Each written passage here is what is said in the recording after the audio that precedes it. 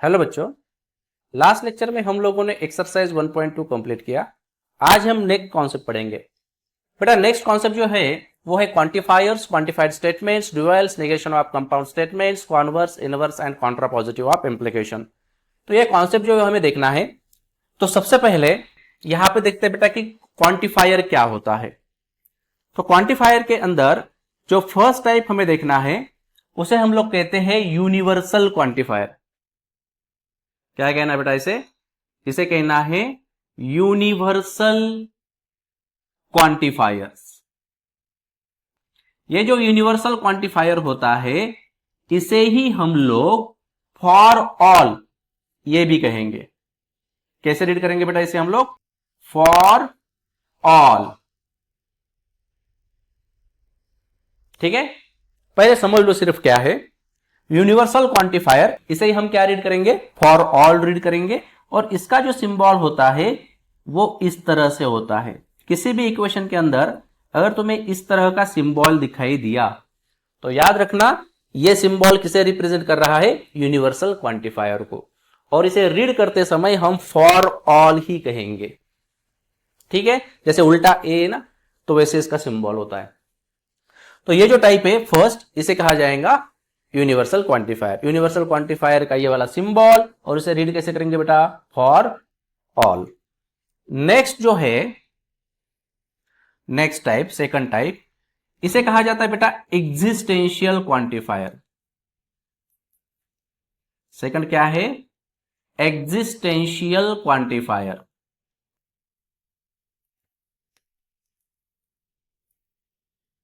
इसे ही हम लोग देयर एग्जिस्ट ऐसे भी रीड करेंगे।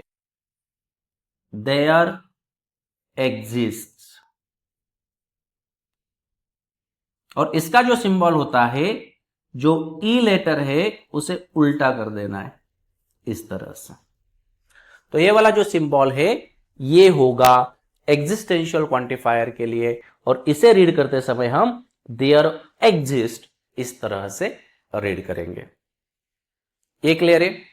क्वांटिफायर के दो टाइप से, एक है यूनिवर्सल क्वांटिफायर, जैसे हम लोग फॉर ऑल इस तरह रीड करेंगे, ये वाला उसका सिंबल होगा।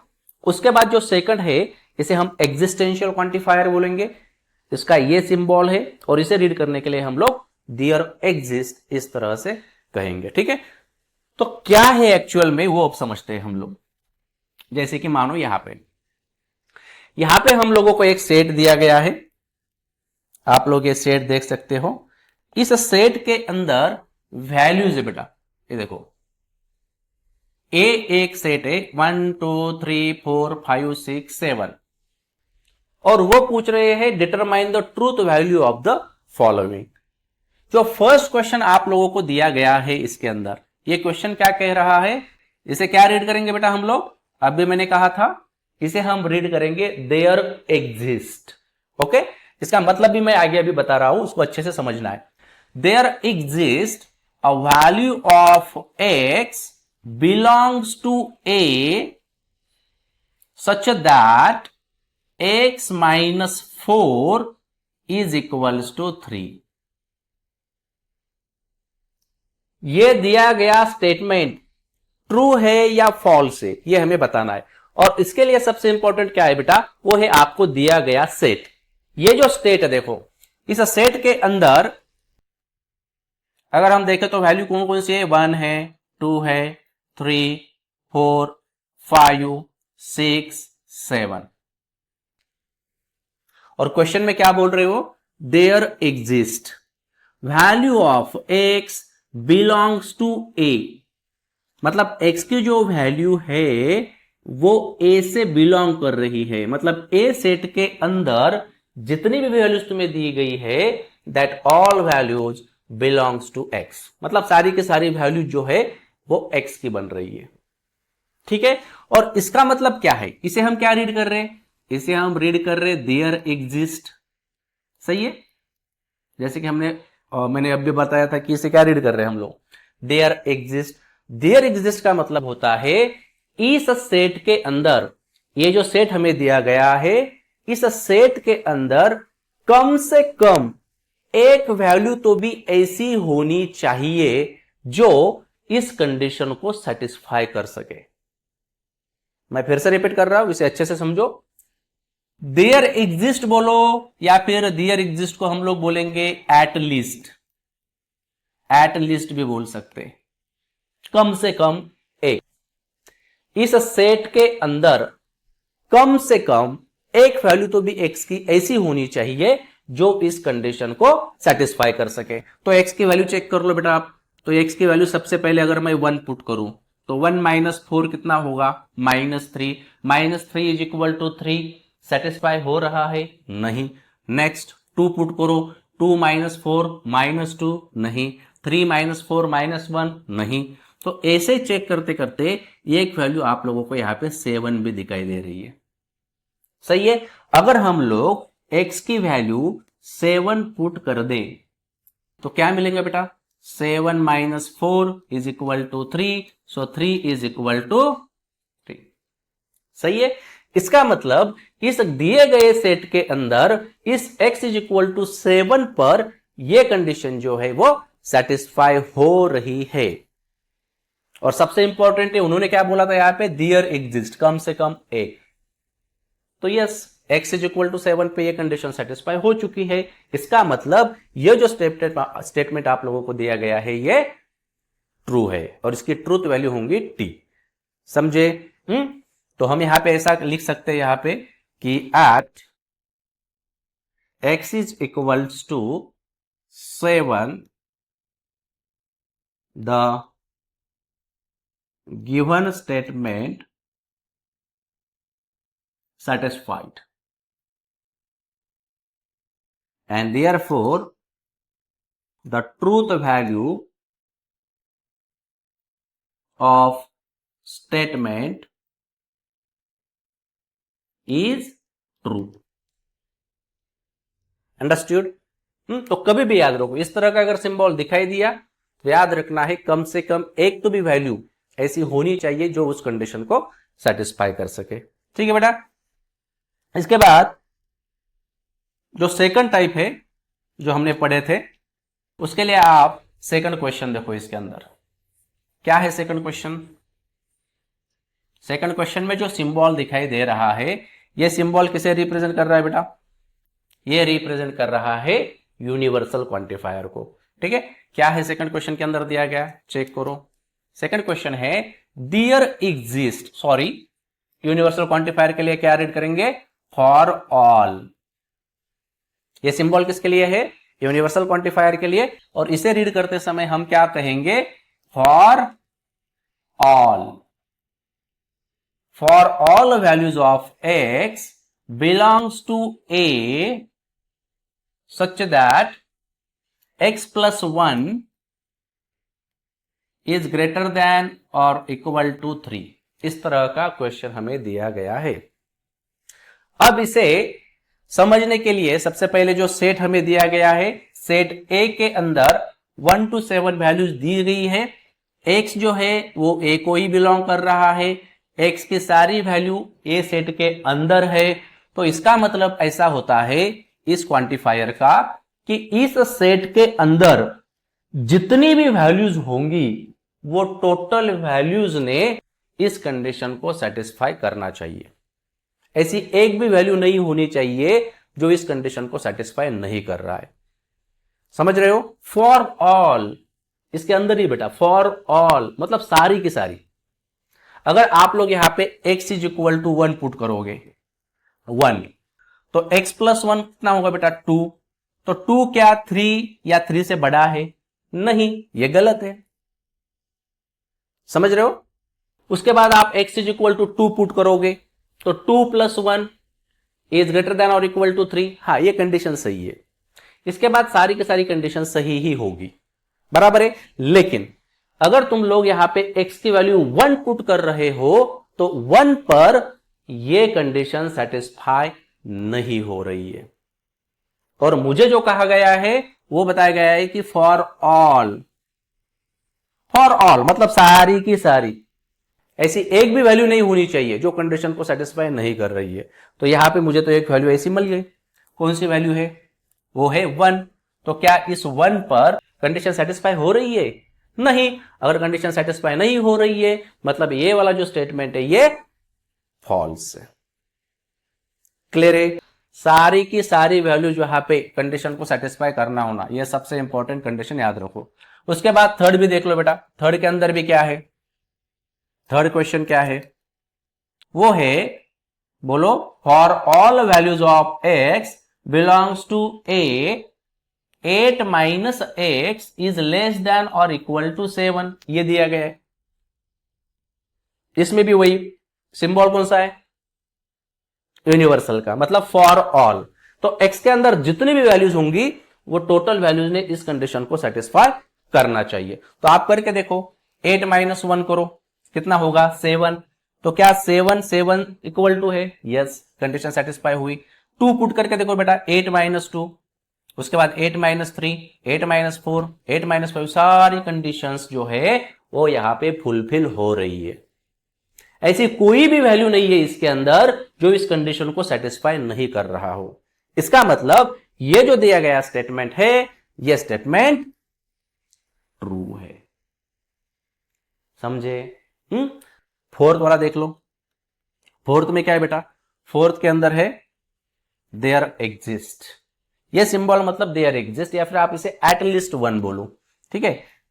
There exist value of x belongs to a such that x plus 8 is equals to 16, यह कंडीशन सेटिस्फाई होनी चाहिए। इसका मतलब a इस सेट के अंदर एक तो भी वैल्यू ऐसी होनी चाहिए जो इस कंडीशन को सेटिस्फाई कर सके। तो सबसे बड़ी वैल्यू लेके देखते हैं बेटा हम लोग 7, क्योंकि इससे छोटे तो करेंगे ही नहीं। लास्ट वाली वैल्यू देखते थे 7 प्लस 8 कितना होगा बेटा 15। 7 प्लस 8 कितना हो रहा है 15। सो 15 इज इक्वल टू 16। क्या ये सही है? नहीं। क्या ये सही है? नहीं। इसका मतलब इसके अंदर, इस सेट के अंदर एक भी वैल्यू ऐसी नहीं है जो इस दिए गए कंडीशन को सेटिस्फाई कर सके, और इसीलिए ये जो दिया गया स्टेटमेंट है इसे हम लोग फॉल्स कहेंगे। इसकी ट्रूथ वैल्यू क्या होंगी बेटा? फॉल्स होंगी। सो ये जो कॉन्सेप्ट है इसे हम लोग कहते हैं क्वांटिफायर। आई होप कि आपको इसके अंदर अभी कुछ डाउट नहीं होगा। याद रखना, दो ही होंगे, एक होगा यूनिवर्सल, एक होगा एग्जिस्टेंशियल। यूनिवर्सल को आप क्या पढ़ोगे बेटा? For all. और जो सेकंड है एग्जिस्टेंशियल, इसे क्या रीड करेंगे हम? There exist. देयर एग्जिस्ट बोलो या फिर एटलीस्ट बोलो, ठीक है। चलो आगे देखते हैं। Next, duality. ये भी बहुत ही सिंपल कॉन्सेप्ट है बेटा। ड्यूएल, हमें ड्यूएलिटी पूछी जाती है क्वेश्चन के अंदर। तो देखो, ड्यूएलिटी जो है इसमें क्या करेंगे हम लोग, सिर्फ इसे क्या कहते हैं हम लोग? और। बराबर है। इस और का जो ड्यूएल होता है वो होता है एंड, या फिर आप ऐसे बोलो, ये जो एंड होगा इसका जो ड्यूएल होगा वो होगा और। मतलब क्वेश्चन के अंदर अगर आप लोगों को इस तरह का सिंबल दिखाई दे रहा है और वो बोल रहे कि इसका ड्युअलिटी निकालो, तो आपको इसकी जगह पे क्या करना है? ये वाला सिंबल लगा देना है, ठीक है। और एक इंपॉर्टेंट बात याद रखो, ड्युअलिटी जो है, जैसे कि मानो निगेशन साइन है और कुछ भी आपको दिया गया है निगेशन पी, तो इसके अंदर ये जो निगेशन होता है ये एज इट इज ही रहेगा। इसके ऊपर किसी भी तरह के चेंजेस नहीं करना है, ठीक है। तो ये क्वेश्चन में आप लोगों को मैं समझाऊंगा कि निगेशन है तो निगेशन में कुछ भी नहीं होगा, निगेशन एज इट इज रहेगा, ये वाला साइन। इसका ड्यूएल हम लोग नहीं लेंगे, ये एज इट इज रहने वाला है। सेकंड, थर्ड जो है, अगर कोई टी है, टी मतलब यहां पे टोटोलॉजी होगा, ठीक है। तो टोटोलॉजी का जो आप लोगों को ड्यूएल लेना है वो होगा कॉन्ट्राडिक्शन, ठीक है। टोटोलॉजी के अंदर सारी वैल्यू ट्रू होती है, कॉन्ट्राडिक्शन के अंदर सारी वैल्यू फॉल्स होती है। तो टोटोलॉजी अगर दिया गया है और उसका अगर ड्युअलिटी पूछा गया है तो वो होगा कॉन्ट्राडिक्शन। कॉन्ट्राडिक्शन दिया गया है क्वेश्चन के अंदर, उसका ड्युअलिटी अगर आप लोगों को क्या लिखें तो होगा टोटोलॉजी। तो टी की जगह पे सी लिखो, सी की जगह पे टी लिखो। क्या ये बात क्लियर है? तो चलो मैं भी आप लोगों को यहां पे एक क्वेश्चन बताऊं, जैसे कि द ड्यूएल ऑफ पी और क्यू, तो मैंने आपको वो भी बताया था, और होगा तो और की जगह पे क्या लगाना है बेटा? And, P and Q. T और पी है तो टी मतलब टोटोलॉजी, टी की जगह पे क्या लिखेंगे हम बेटा? सी, ठीक है, और की जगह पे क्या लिखेंगे एंड, और पी जो है वो एज इट इज। नेक्स्ट देखो T and P, T and P का क्या बनेगा सी और पी, इतना ही है, इसे ही ड्यूअल कहा जाता है। ये एक बात याद रखना है। सेकंड ये जो साइन है इसके ऊपर किसी भी तरह के चेंजेस नहीं होंगे, और थर्ड जो है ये वाला, ये तीनों अगर कॉन्सेप्ट अगर क्लियर है तो ड्यूअलिटी इतना ही है, इंटरचेंज करना है सिर्फ। ठीक है, तो चलो इसके अंदर ऊपर जो है वो क्वेश्चन अब हम लोग देख लेते हैं। ये निगेशंस और ये बाद में लेंगे। ठीक, तो देखो जो फर्स्ट क्वेश्चन हमें दिया गया है एक्सरसाइज 1.3 के अंदर, ये जो फर्स्ट क्वेश्चन है बेटा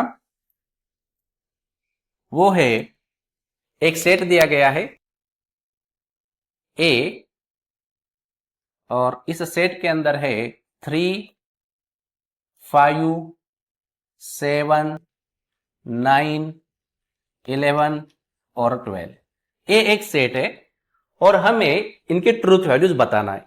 तो सबसे पहला जो क्वेश्चन है बेटा वो है, अब इसे आप लोग रीड करोगे, क्या रीड करेंगे इसे हम, ये सिंबल किसके लिए है एग्जिस्टेंशियल क्वांटिफायर के लिए, सही है। तो इसे कैसे रीड करेंगे हम, there exist value of x belongs to A such that x minus 8 is equals to 1। तो देयर एग्जिस्ट है, इसका मतलब a इस सेट के अंदर कम से कम एक तो भी वैल्यू ऐसी होनी चाहिए जो इस कंडीशन को सेटिस्फाई कर सके। अगर हम देखेंगे तो x की वैल्यू 3 रखेंगे तो नहीं, 5 माइनस 8 नहीं, 7 माइनस 8 नहीं, 9 माइनस 8 यस, यहां पे सेटिस्फाई हो रहा है, क्योंकि 9 में से अगर हम लोग 8 माइनस कर लेंगे तो 1 हमें मिल जाएगा। तो हम यहां पे कहेंगे the given statement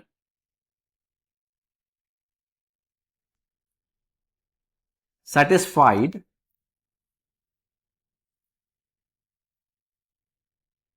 at x is equal to कितना बेटा 9। सही है, अगर हम लोग x की वैल्यू 9 पुट करेंगे तो एक कंडीशन जो है ये सेटिस्फाई हो रही है, और उन्होंने पहले ही कहा था कम से कम एक तो भी वैल्यू ऐसी होनी चाहिए, कम से कम एक, there exist, and therefore the truth value of statement is true, that is capital T। Easy है। चलो आगे देख लेते हैं नेक्स्ट क्वेश्चन।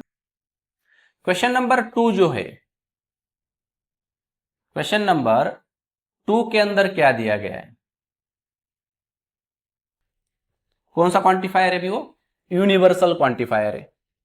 तो यूनिवर्सल क्वांटिफायर लिखेंगे, इसे रीड कैसे करेंगे, फॉर ऑल, अब सभी की सभी वैल्यू यहां पे सेटिस्फाई होनी चाहिए। For all values of x belongs to a where x square plus x is an even number आना चाहिए। ठीक है, मतलब इसके अंदर अभी हमें स्क्वायर करके देखना होगा, और उनका कहना है फॉर ऑल। अब फॉर ऑल है, इसका मतलब सभी सेटिस्फाई होने चाहिए, सारे के सारे। सबसे पहले x की वैल्यू 3 रखते तो बेटा, x की वैल्यू अगर हम लोग यहाँ पे 3 पुट करेंगे तो एक्स स्क्वायर प्लस एक्स करना है, तो 3 का स्क्वायर कितना होगा 9, और x ऐड कर दो उसके अंदर 3, 9 प्लस 3 कितना हुआ 12। Yes, 12 is even number. First number तो सेटिस्फाई हो चुका है।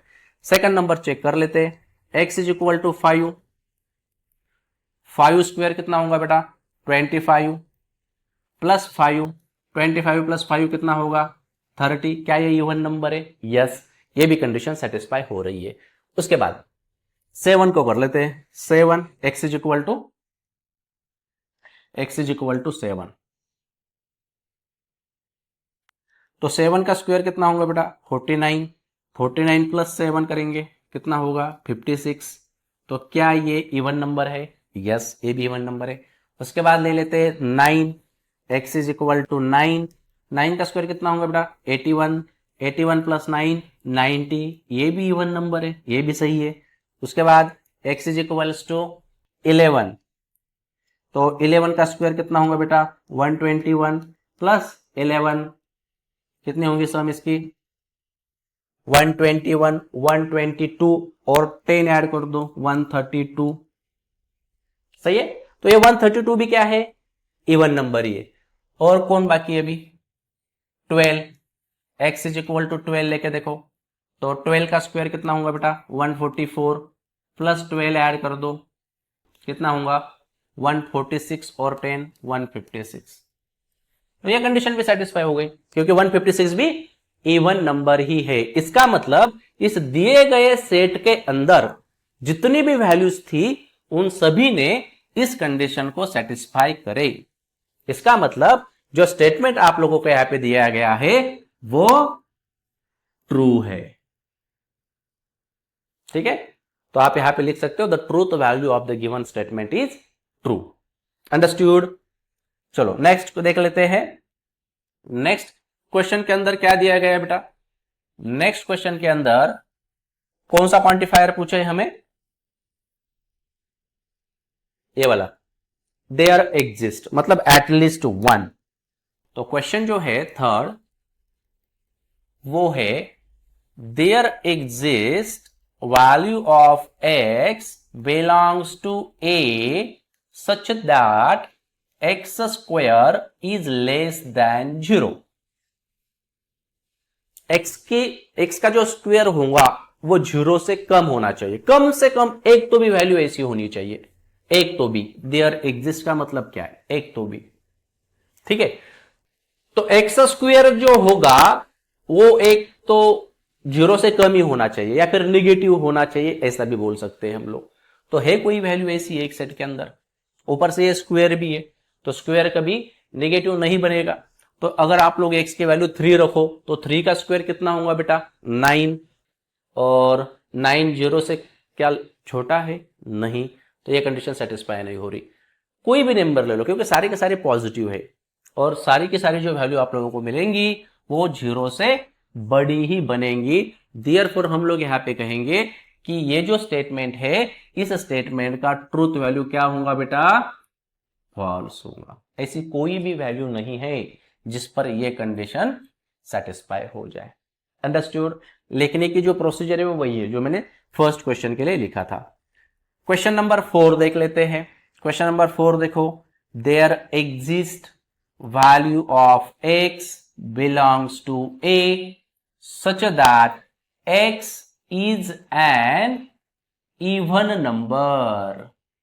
x क्या होना चाहिए बेटा, इवन नंबर होना चाहिए। तो एस जो सेट हमें दिया गया है वो चेक करो। 3, क्या 3 इवन नंबर है, नहीं।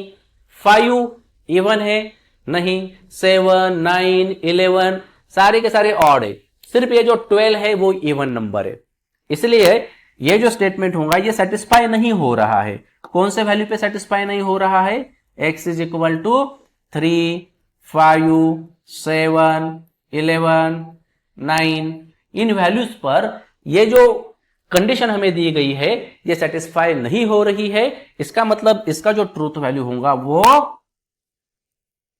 फॉल्स होगा। समझे, इजी है। नेक्स्ट क्वेश्चन ट्राई कर लो। नेक्स्ट क्वेश्चन क्या है बेटा, क्वेश्चन नंबर 5। इसके अंदर बताया गया है कि there exist value of x belongs to a such that 3x plus 8 is greater than 40, is greater than 40, ये कंडीशन है। ठीक है, थोड़ा सा मैं इसे ऊपर लिखता हूं। तो ऐसा कौन सा नंबर है बेटा जिस पे ये कंडीशन सेटिस्फाई हो रही है, क्योंकि मुझे एक ही नंबर चाहिए जिस पे ये कंडीशन सेटिस्फाई हो जाए, क्योंकि देयर एग्जिस्ट है। तो 5th नंबर के लिए चेक करेंगे हम लोग फिफ्थ वन के लिए क्या कोई ऐसी वैल्यू है? कंडीशन क्या है अपनी? 3x + 8 इज ग्रेटर देन 40, ये वाली कंडीशन है। तो पहले हम 3 पुट करके रखते हैं। 3 × 3 9, 9 + 8 17, 40 से बड़ा है नहीं, इस पे नहीं हो रहा है। 5 पे चेक कर लो, 5 × 3 15, 15 + 8 23 नहीं, 7 × 3 21 नहीं, 9 27 नहीं, 11 × 3 33, 33 + 8 41, मतलब 11 पर ये कंडीशन सेटिस्फाई हो गई। एक ही चाहिए था, 2 है, 12 भी सेटिस्फाई हो जाएगा, क्योंकि 12 × 3 36 + 8 ये भी 40 से ज्यादा ही मिलेगा। So you can say that at the value of x is equals to 11 and 12 the given statement pattern satisfied. Okay, the condition of given statement pattern is satisfied and therefore the truth value of the given statement pattern is true. Finished. इतना ही करना है। Next question देख लेते हैं, question number 6। 6 क्या है बेटा? For all. अब सारी की सारी वैल्यू इन्होंने कंडीशन सेटिस्फाई करना होना, तो यहां पे x बिलोंग्स टू a है, 2x + 9 इज इक्वल्स टू नहीं है, ये ग्रेटर देन है 14। तो 2x + 9 इज ग्रेटर देन 14, ये कंडीशन सेटिस्फाई होनी चाहिए टोटल वैल्यूज के लिए। एक भी ऐसी नहीं होनी जिसने ये कंडीशन सेटिस्फाई नहीं की। तो x is equal to 3 put करके देखो बेटा, 3 × 2 6, 6 + 9 15, क्या 15 14 से बड़ा है? यस, तो ये फर्स्ट वैल्यू ही बड़ी आ रही है, तो बाकी तो बड़े ही होंगे, है कि नहीं? इसका मतलब दिया गया स्टेटमेंट पैटर्न ये ट्रू है और इसकी वैल्यू कैपिटल T से हम लोग रिप्रेजेंट करेंगे। अंडरस्टूड? इतना ही है क्वांटिफायर्स के अंदर। 2 क्वांटिफायर याद रखना बेटा, एग्जिस्टेंशियल और यूनिवर्सल, और उनको कैसे पढ़ना है, उनकी कंडीशन कैसे देखनी है, ये मैंने आप लोगों को बता दिया। चलो नेक्स्ट क्वेश्चन देख लेते हैं। क्वेश्चन नंबर जो 2 है, इसके अंदर हमें बेटा ड्यूएल्स निकालने। तो ड्यूएल वाला भी मैंने बताया था, बराबर। 3 कंडीशन तो आप लोगों को याद होंगी। तो फर्स्ट के लिए बोलो क्या होगा? फर्स्ट का ड्यूएल बताओ। P एज इट इज होगा, या इसकी जगह पे क्या लिखेंगे हम? और की जगह पे क्या लिखेंगे? एंड, उसके बाद ब्रैकेट, Q एंड है और R, खत्म। इसी को ही ड्यूएल बोला जाता है। बहुत ही सिंपल कॉन्सेप्ट है। सेकंड के अंदर क्या होगा बेटा? बोलो। P वैसे ही रहेगा, ये एंड है, इसकी जगह पे और लिखेंगे, ये Q है, एंड की जगह पे और लिखेंगे R, खत्म। अंडरस्टूड? थर्ड कर लेते हैं। थर्ड क्वेश्चन क्या है बेटा? P और Q, तो R की जगह पे क्या लिखना है? एंड, P एंड Q, उसके बाद एंड R, और की जगह पे क्या लिखना है? वैसे नहीं लिखेंगे, और की जगह पे क्या लिखना है? और यहां पे भी, ये क्वेश्चन नंबर 3 में यहां पे मैंने एंड जो है वो एज इट इज लिख दिया, तो यहां पे भी हमें क्या लिखना है? चेंज करना है। पहले P एंड Q लिखा, एंड की जगह पे और लिखेंगे, और उसके बाद R एंड यस। समझे? क्वेश्चन नंबर 4 देख लेते हैं। फोर्थ के अंदर क्या है बेटा? P एंड, तो P एंड की जगह पे क्या बनेगा? और मैंने आपको बोला था ये जो सिंबल होगा इसके लिए कुछ भी नहीं करना है, वो ऐसे ही रखना है इसके अंदर। तो ये नेगेशन Q जो है वो आप लोग एज इट इज लिखोगे, इसको भूलना नहीं है, ठीक है? उसके बाद क्वेश्चन नंबर 5 देख लेते हैं।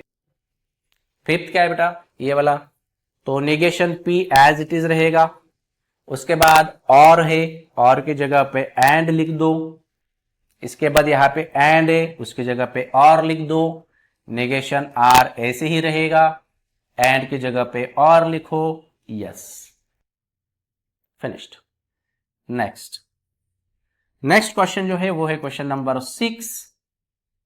तो 6 के अंदर देखो बेटा, नेगेशन P, ये तो एज इट इज ही रहेगा, उसके बाद एंड है, यहां पे और लिख दो, negation Q as it is, उसके बाद एंड की जगह पे क्या लिखना है बेटा? और, उसके बाद P, और है एंड लिख दो, P एंड Q एंड है और लिख दो, नेगेशन R, चेक कर लो। ठीक है, उसके बाद क्वेश्चन नंबर 7। क्वेश्चन नंबर 7 में भी वही करना है, ब्रैकेट नेगेशन P और है, और की जगह पे क्या लिखेंगे, एंड P एंड Q, उसके बाद एंड है और कर दो, इन ब्रैकेट P और एंड नेगेशन Q, यहां पे क्या है, एंड है और नेगेशन यस, फिनिश्ड। सही है। और उसके बाद क्वेश्चन नंबर कितने हुए, 7 हुए। क्वेश्चन नंबर 8 देख लेते हैं। क्वेश्चन नंबर 8 जो है वो क्या है बेटा, सी मतलब मैंने बताया था क्या था, कॉन्ट्राडिक्शन, तो उसकी जगह पे क्या लिखेंगे हम लोग, टी, टोटोलॉजी। और है एंड कर दो, कर्ली ब्रैकेट, पी एंड की जगह पे और, उसके बाद क्यू और की जगह पे एंड, क्लोज्ड। चेक करो, क्यू और आर, क्यू एंड आर, खत्म। और लास्ट क्वेश्चन जो है question number 9, sorry second last है। क्वेश्चन नंबर 9 क्या है, निगेशन पी, वो तो ऐसे ही रहेगा, निगेशन पी और की जगह पे क्या बेटा, एंड क्यू एंड की जगह पे क्या लिखेंगे, और, खत्म। सही है। अरे एंड भी था ना इसके बाद, क्यू और आर, एंड की जगह पे और लास्ट में टी है, तो टी की जगह पे क्या लिखेंगे, सी। ठीक है। और लास्ट क्वेश्चन देख लेते हैं, क्वेश्चन नंबर 10। बोलो अभी आप लोग, पी और की जगह पे एंड, और की जगह पे एंड, सी की जगह पे टी, खत्म। So this is the concept of duality, इसे ही ड्यूअल कहा जाता है। ठीक है। नेक्स्ट लेक्चर में हम लोग जो पेंडिंग 2 क्वेश्चन इस एक्सरसाइज के वो कवर करेंगे। ठीक है।